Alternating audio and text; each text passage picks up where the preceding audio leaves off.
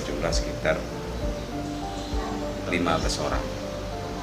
Untuk terkait dengan terdata di Sipol, tadi ada kejadian, kebetulan pada saat mereka memusnahkan berkas terdapat 1 orang.